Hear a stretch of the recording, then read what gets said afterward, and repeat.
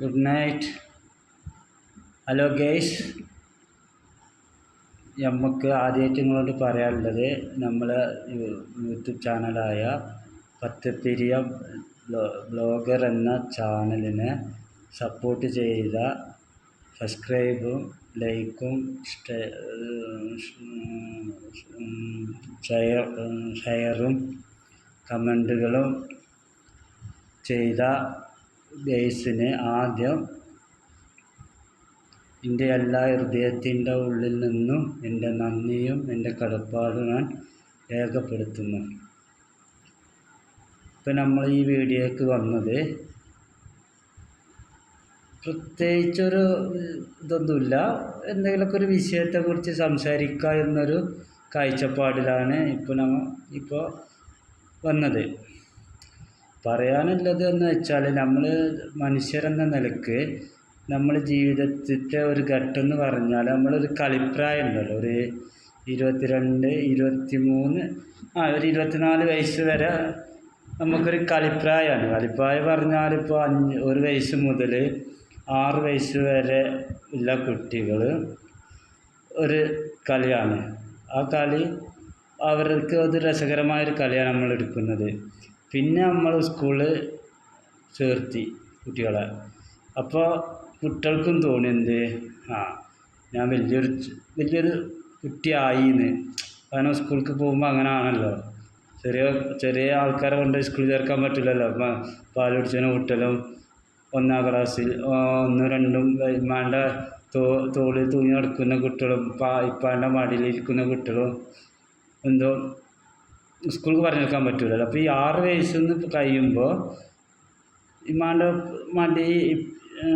തോളിലിരിക്കുക, ഇപ്പാൻ്റെ മടിയിൽ ഇരിക്കുക, അതിനൊന്നും യാതൊരു പ്രശ്നവുമില്ല.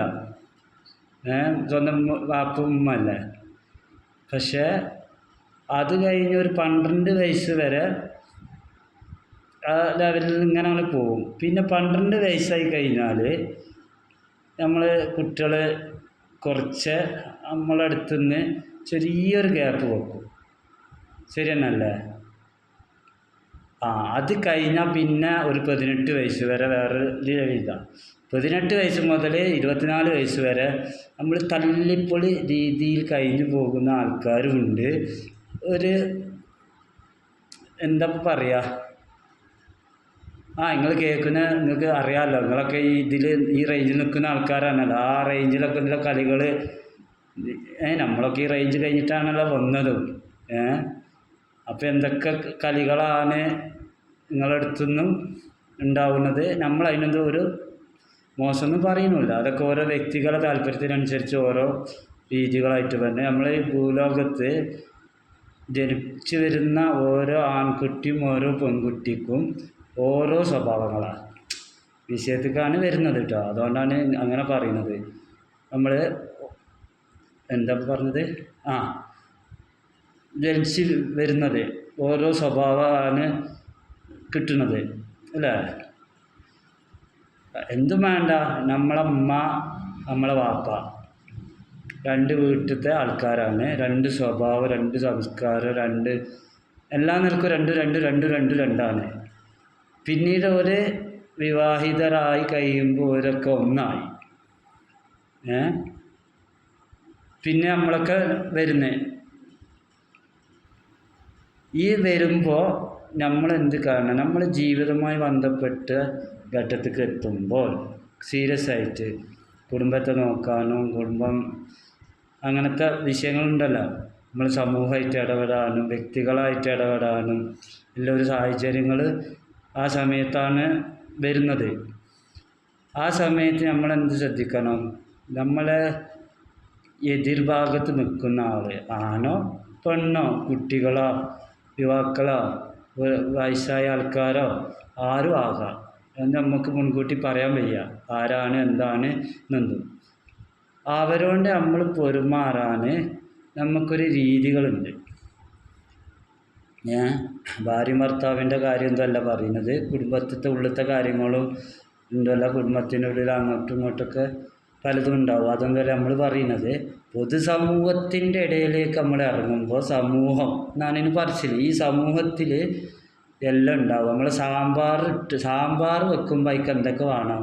പരിപ്പ്, ഉരുളക്കിഴങ്ങ്, വെണ്ട, ഇഷ്ടമല്ല നമുക്ക് ഇഷ്ടമല്ല ഏത് പച്ചക്കറി ഇട്ട് ഉണ്ടാക്കി കായ ഇട്ട് പുളി ഒഴിച്ച് വെച്ച് തിളപ്പിച്ച് കുറച്ച് മേലെ കുറച്ച് മല്ലിച്ചപ്പ് ഇട്ട് വെച്ച് കുറച്ച് നേരം ഒന്ന് പകുതി ചൂടാറുന്ന വരെ അത് മൂടി വെച്ച് പിന്നെ അത് തുറക്കുമ്പോൾ ഒരു മണം വരാനുണ്ട്. ആ മണമാണ് ആ സാമ്പാറിന് രസത്തെ കൊടുക്കുന്നത്. അപ്പോൾ ആ മണം വരുമ്പോൾ നമുക്ക് ആ സാമ്പാർ കഴിക്കാൻ തോന്നും അല്ലേ? അതേപോലെ നമ്മുടെ ജീവിതം. ഇപ്പോൾ നമ്മളെ ജീവിതത്തിൽ ഈ സാമ്പാർ കഷ്ണങ്ങളെ മാതിരിയാണ് നമ്മളെ ജീവിതം.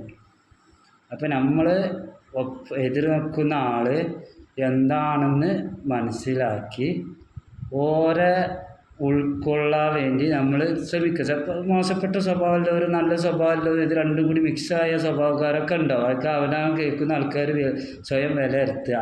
ഞാൻ ഈ പറഞ്ഞതിൽ ഏത് വിഭാഗത്തിൽ പെട്ടതാണെന്ന് നിങ്ങൾ ആ രീതിയിൽ അത് കൈകാര്യം ചെയ്താൽ മതി. അപ്പോൾ നമ്മൾ എതിർ നിൽക്കുന്ന ആൾ നമ്മളോണ്ടുള്ള സമീപനം എങ്ങനെ എന്നാണ് നമ്മൾ ശ്രദ്ധിക്കേണ്ടത് ഗൈസുകളാണ്. ചിലപ്പോൾ ഈ നമ്മളോട് ഇടവൈകുന്ന വ്യക്തി മറ്റുള്ളൊരാളോട് ഇടവൈകുന്നത് ആ രീതിയിലല്ലാതാവുമ്പോൾ നമ്മളെ മനസ്സിക്ക് വരുന്ന വലിയൊരു തെറ്റിദ്ധാരണയാണ് ഇവന് ആൾ മോശമാണല്ലോ, അപ്പോൾ ഇവനെ നമുക്ക് അടുപ്പിക്കാൻ പറ്റൂല എന്നൊരു സമീപനം. പക്ഷേ അത് അത്രത്തോളം ശരിയാണെന്ന് നമുക്ക് പറയാൻ പറ്റൂല. കാരണം നമ്മളൊക്കെ ഇത്ര വയസ്സിൻ്റെ ഇടയിൽ, നമുക്കൊരു 45 വയസ്സായ ആളാണ്, നമുക്ക് ഇത്ര വയസ്സിൻ്റെ ഇടയിൽ നമ്മൾ ഒരുപാട് ആൾക്കാരായിട്ട് ഇടവെത്തുകയാണ്. കാരണം മോശപ്പെട്ട ആൾക്കാരുണ്ട്, നല്ല ആൾക്കാരുണ്ട്, ഇടത്തരം ആൾക്കാരുണ്ടൊക്കെ നമ്മൾ ഇടവെറ്റ് ജീവിച്ച ആളെന്ന നിലക്ക് അതിൽ നിന്ന് കിട്ടിയ കുറേ അനുഭവങ്ങളുണ്ട് നമുക്ക്. അതിൻ്റെ കാഴ്ചയിലാണ് ഇങ്ങനെയൊക്കെ സംസാരിക്കാൻ സാധിക്കുന്നതും. ആലോചിക്കാതാണല്ലോ നിങ്ങളോട് സംസാരിക്കുന്നത്. ഇതിനെക്കുറിച്ച് അറിയാത്തൊരാൾക്ക് ഇത്ര വ്യക്തമായിട്ട് സംസാരിക്കാൻ സാധിക്കുമെന്ന് എനിക്ക് തോന്നുന്നില്ല. ഇനി എൻ്റെ തോന്നൽ മാത്രമാണെങ്കിൽ